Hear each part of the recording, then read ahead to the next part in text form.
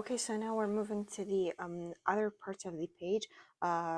First, we will separate this graph into two main parts. The first one deals with the pressure within each compartment of the heart and its relationship with the function that is occurring on what is happening on each part of those compartments. For example, the atrial systole, that's the contraction of the atria, and then the ventricular systole, which has the isovolumetric contraction, and that is the contraction of the heart muscle, of the left ventricular muscles, while there is no change in the pressure because both valves are closed. So there's only an increase in pressure, but without any change in the content or in the volume. And then there's the rapid ejection and reduced ejection. That is after, for example, the aortic valve opens over here. So when the aortic valve opens, now it's allowing the blood to flow outside of the heart. So first, it happens really fast. That's what's called rapid, well, in our case, it's contraction. So there's rapid ejection over here. That is the first thing that to occur, and it's really fast. And then there is the reduced ejection. So it is at the end of systole, where the ventricle tried to kick a little bit harder to get extra amounts of the blood within into the aorta. So that's for the ventricular systole. We have also the ventricular diastole. There is isovolumetric relaxation, and that happens when, of course, both valves are closed, the mitral is closed, and aorta are closed, and the ventricle is actually relaxing and getting some rest. So there is a decrease in pressure, but there is no change in volume. So that's why it's called isovolumetric relaxation. That is followed by the rapid filling and reduced filling. So that is when the mitral valve opens, like over here. Now it's allowing the blood to flow from the left atrium into the left ventricle. So first at the start, this happens really fast. This is why it's called rapid filling over here. And then by time the atria, when we're close to the end of this filling, then the atria try to contract a little bit more to push just a little bit more blood into the left ventricle, and that is called the atrial kick. That is also called the reduced filling of the atria. So this is what happens during ventricular diastole. So for the pressure changes that happens, first we're gonna follow this purple graph, because this purple graph represents the left ventricular pressure. So what happens to the left ventricular pressure during atrial systole, like over here? So this is the atrial systole. What happens? So of course, the during atrial systole, we are basically filling the heart during atrial systole. So let me clear up this mess over here. Okay, so the first thing, firstly, this happens in the left side and the right side of the heart, but we are mainly talking about the left ventricle because you need to take like one example at a time. So this is left atrium, left ventricle, and right atrium and right ventricle. So during the atrial systole, that is the contraction of the atrium. That means the blood flows, if the mitral valve is open, flows into the left ventricle, and the left ventricle gets a little bit wider because it's receiving all the blood now that was in the left atrium into the left ventricle. So there is an increase, just a little bit of, in the pressure of the ventricle because it's getting wider, and that blood within is pushing on the walls of the ventricle. So there is a slight increase over here in the pressure, and then the mitral valve closes. Now we are done with filling the heart. So we're filling the ventricles. So there you go. The mitral valve closes over here, and still the aorta is closed. So this is when the isovolumetric contraction happens. Now this time the left ventricle tried to push the blood against the aortic valve in order for it to open, to force the aortic valve to open so that the blood can flow to the outside into the aorta and then into the systemic circulation. So this is the isovolumetric contraction. There's an increase in the pressure, but there's no change in the volume. So there you go. here we have our increase in the pressure of the left ventricle that is happening there as rapid ejection, and then by time there is reduced ejection until there we go, we get the aortic valve closes, enter all the amount of blood has exited the left ventricle through an opened aortic valve, and blood was leaving fine and nice without any problem. So, of course, there is a small amount that stays within the left ventricle. We know that it's a small amount that never ever leaves the left ventricle. So, now that the ventricle has cleared all of its contents or most of its contents into the aorta, now the aortic valve closes in order to prevent the backflow of the blood into the left ventricle. So now again we are having a time where both valves are closed, but the left ventricle is kind of uh, empty. So it starts relaxing and just taking some rest, preparing itself for the next filling. So this is called isovolumetric relaxation because both valves are closed and there is a reduction in pressure but no change in volume. So what happens is there is change in the pressure. So there you go. There's a reduction in the pressure. We're going down in the pressure of the left ventricle until we get to the point where the mitral valve opens again. Now the blood, because the mitral valve had opened, so the blood starts flowing from the left atrium into the left ventricle over here, and the whole process starts all over again. So, and of course, it happens as rapid filling and reduced filling. And there you go. The only here, the heart is receiving the blood from the atria. The left ventricles are receiving the blood from the atria, and that's it. So this is for the left ventricular pressure. Now we'll go to the next variable, and that is the pink line over here. So the pink line, of course, is the is actually the aortic pressure. So because it's the aorta, so it's the main artery of the body, so there's definitely always some blood within the aorta itself. That's why its line, like its indicator, doesn't start from zero, because there is no time in the life of a person that the aorta has no blood at all. So it always starts with some pressure within it because it's always having some blood within it. Then, so during atrial systole, the aortic pressure is not really high. There you go. It's kind of close to flat because it has some blood within itself, like within the aorta. This is the aorta. So it has some blood within the aorta, but actually nothing is coming into the aorta. So there is nothing happening over here. But then when the aortic valve opens, that means the blood within the left ventricle, the blood that we're having here within the left ventricle, is going to flow through the aorta. So which means, of course, now the aorta is getting more blood coming to it through the aortic valve, so its pressure will increase. There you go. This is the increase in the pink color, of course, the increase in the pressure of the aorta, and then we get to the point where the aortic valve closes. So when the aortic valve has done its function and now it has transmitted the blood from the left ventricle into the aorta instead, there you go. The aortic valve decides to close in order to prevent the backflow of the blood into the left ventricle. So after that, what happens is that the aorta takes the blood to the systemic circulation. So now we get a little bit lower pressure because the aorta is just transmitting this blood to the systemic circulation. So there is no contraction or no increase in anything. So that's for the aortic pressure.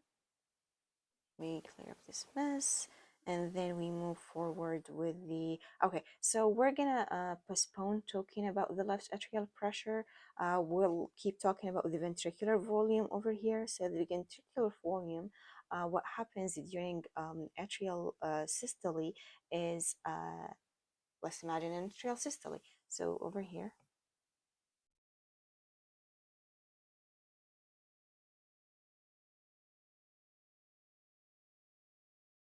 Okay. So during an atrial systole, there is a contraction of the atrium actually. So this contraction of the atrium leads the blood that was inside the left atrium to go into the left ventricle, which means the left ventricle volume now is, this is closed, the aorta is closed during diastole, so during the filling of the left ventricle, which means that the blood within the left ventricle is going to increase because it's coming from the left atrium. So the increase in this blood means we have more volume going. So there you go. This is the volume of the ventricular volume during atrial systole. But then what happens is the aortic valve opens. So when the aortic valve opens, now we have closure. Within, it was closed first and then it opens.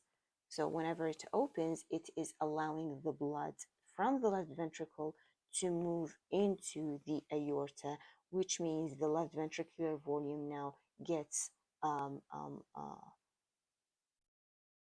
less.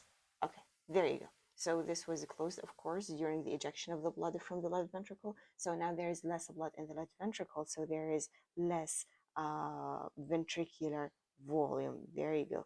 Until we get to the point where the mitral valve opens. So this is the mitral valve. This is how I know. This is the mitral valve opens, and this was the aortic valve open. So during mitral valve opening, it means that the left ventricle was empty because it has just emptied itself into the aorta, and it starts also closing the aortic valve. Now we have the mitral valve open. There you go. And again, we go and the left atria try to fill in the left ventricle with the blood. So of course it starts, the volume within the left ventricle starts increasing, and that's how you see it like this. So if we clear up this mess, and now we go, well, of course, for the ECG graph, then we know that the, let me choose another color over here. So the P represents the atrial contraction, and it makes sense because it's connected to the atrial systole, so there's atrial contraction, and then the QRS is represents the actual ventricular systole. So yes, and it does represents the atrial systole, ventricular systole over here. The T is the relaxation of the ventricles, and it goes all over again. So we delete this, and then yeah. And now we're talking about the heart sounds. So in the heart sounds, we have S1, S2. These are the normal heart sounds, and they usually always represent a closure of valve. So there is a closure. There's always a closure in the valves. So S1 means the mitral and tricuspid valve closes, and it's loudest at the mitral area. So the closure, the S1, is what we hear.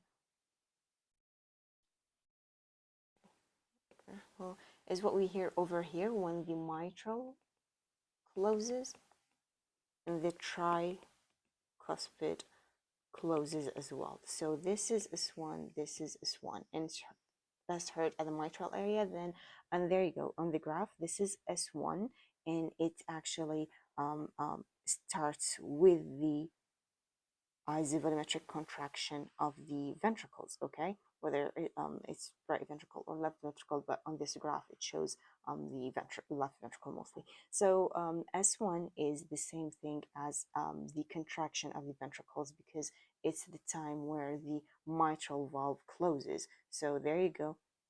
You need to be more specific. This is the sound of S1. It goes or starts with the mitral valve closure, while the S2, it's the aortic and pulmonary valve closure, and it's loudest at the left upper sternal border. So the S2 is heard when this aortic valve closes. This is the aortic valve, and when the pulmonic valve closes. So this is S2, this is S2, and it is heard when, for example, here the aortic valve closes. There you go. Here is the connection. This is when the aortic valve closes, and also at the same time that that tricuspid also closes, and this is when we hear the S2.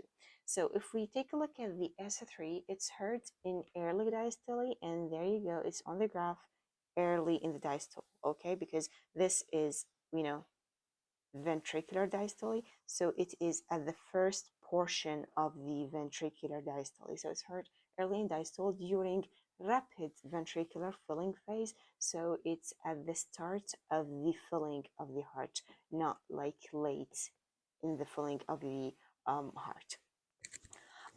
Heard best, best heard at the apex when, yeah, best heard at the apex when the patient is in left lateral decubitus position. It is associated with increased filling pressures like mitral regurgitation, aortic regurgitation, heart failure, and thyrotoxicosis, and more common in dilated ventricles, but can be normal in children, young adults, athletes, and pregnancy. So S3 can be normal and abnormal as well, okay? And that is different from S4, as we will see.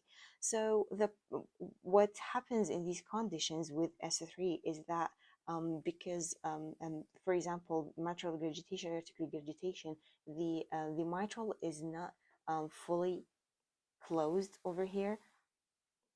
Okay, so it's not fully closed over here during the process. So the blood flow within the mitral is getting turbulence. So there is a disturbance of the flow, and this turbulence is the one that is causing um, uh, this sound, the S3 sound. So turbulence caused by blood from left atrium mixing with an increased systolic volume. So for the S4, it's heard in late diastole, and yes, it makes sense because this is, we said, this is the start of diastole. So this is the end of diastole, and all of this is just the systole. So this is the end of diastole, and this is where we hear the S4. The S4 is heard in late diastole, and it's during the atrial kick. And yes, there you go. The atrial systole is the one that has the atrial kick, and this is S4. So here's the connection. It says that S4 is in late diastole when the atrial kick happens, and this time the turbulence is caused by blood entering a stiffened left ventricle. So when the left ventricle is not compliant and is stiff, it creates a turbulence while it's filling, and that's the sound of S4. This is best heard at the apex when the patient is also in left lateral decubitus position, high arterial pressure associated with ventricular non-compliance, like in ventricular non-compliance, like in hypertrophy, ventricular hypertrophy, but it also can be normal in older adults. So it's only normal in older adults, and this is considered abnormal if it is palpable. If we have an older adult who has S4, but it is palpable, that's when it's abnormal. Okay, so that's for the heart sounds. Now we're talking about the JVP. So the JVP is, let me clear this mess first. Okay. So it's the jugular venous pressure, and it's quite similar to the right atrial pressure.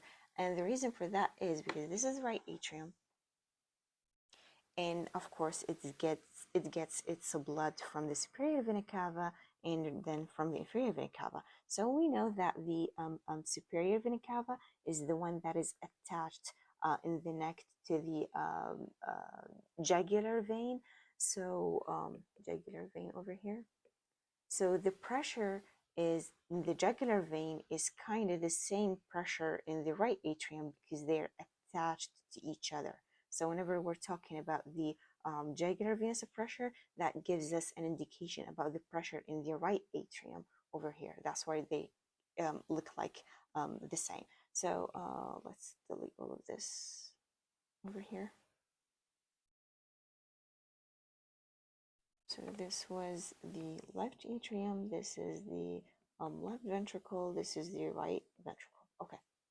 So for the regular venous pressure, it has. So the A wave represents the atrial contraction and it's absent in atrial fibrillation. Of course, atrial fibrillation means there's a very rapid contraction of the atrium, so definitely does not show on the graph. So here we have the right atrial pressure, and this is what we said. It really is the same thing as the JVP. So right atrial pressure is the same as JVP. So this is a jugular vein, this is the JVP, and this is the right atrial pressure, and they are connected to each other. So the A represents the atrial contraction, and there you go. If you go up, then you will see it was during the atrial systole. So for and of course, if we follow the dotted green line, the dotted green line is the left atrial pressure, which we has said it's basically the same with the JVP. Okay, so also in the left atrial pressure has the A wave that is quite similar to the A wave of the JVP. Okay. So we have also the C wave. The C wave represents right ventricular contraction. There's when the closed tricuspid valve is bulging into the atrium. So the C wave, if we go up to this image, okay, let's imagine over here that the right ventricle is trying to contract. So whenever it's contracting, it's getting smaller and it's trying to push the blood into the pulmonic artery. So in trying to do so, of course, it will close the tricuspid, and because it's pushing to the inside, it's getting smaller in size, so it's eventually pushing up the cusps of the tricuspid valve. So it doesn't stay in its prior looking facing downward cusps. No, because now it has a closed, and then due to this pressure, it just goes up and having the cusps point upward. So this indentation, this going up into the right atrium. So this upward movement of the tricuspid valve is the C. It is the what shows as during the right ventricular contraction. So what happening basically is a right ventricle contraction leading to these cusps to go upward. So that's the C wave over here, and this is the C wave over here. Okay. And then we have the X descent. X descent is the atrial relaxation and downward displacement of a closed tricuspid valve during rapid ventricular ejection phase. Reduce or absent tricuspid regurgitation and right heart failure because the pressure gradients are reduced. So now let's say that this right ventricle is relaxing, okay?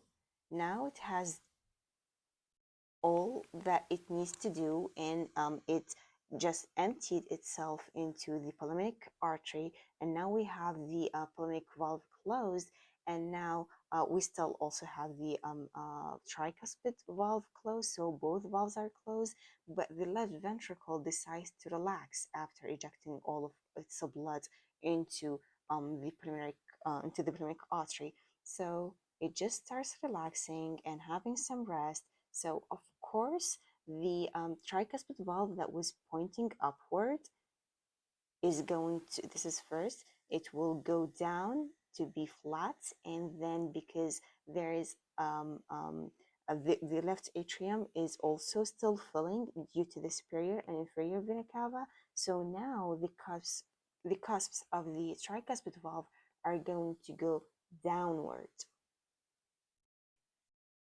There you go. So instead of going upward, as was during the left ventricular contraction, they now, during the left ventricular relaxation, they go downward because the right atrium is having a lot of blood, so it's pushing those downward, okay? So now we go back to the kind of normal state, and that is downward facing or downward going tricuspid cusps.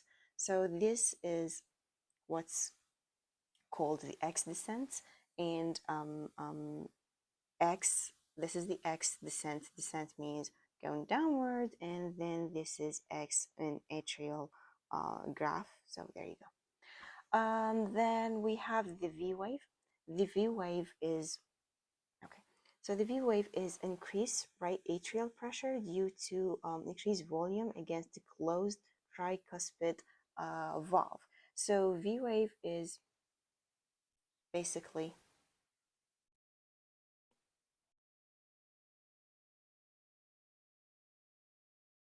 this valve is closed, the tricuspid valve is closed, completely closed, but the right atrium is getting all the blood from the superior and inferior vena cava, so it's filling, and now it's containing more blood, more blood, more blood, more blood, more blood, and it is pushing the tricuspid valve. So this is what shows as the V wave over here. So this is the V wave on the JVP, and this is, okay, this is not getting that, is not helping, and this is the V wave on the atrial graph, on the atrial pressure line. Okay, so that's the V wave. For the Y descent, we have another descent, that is the Y. This is the right atrium emptying into the right ventricle, and it's prominent in constricted pericarditis, absent in cardiac tamponade. So right atrium emptying into the right ventricle. You go up. Now we have the tricuspid valve open and letting the blood from the right atrium to move into the right ventricle. Okay, so this is the Y descent in the right atrial, in the JVP, because yeah, it makes sense, because now we are moving all of this blood that was in the right atrium. The blood that was here is now moving downward into the right ventricle. So the right atrium is emptying now. Because it's emptying, it means it has less pressure within, because it has no blood anymore. It has emptied its blood into the right ventricle. So, of course, the pressure of the JVP that is attached to it is also decreasing. So that's why we see a Y descent over here.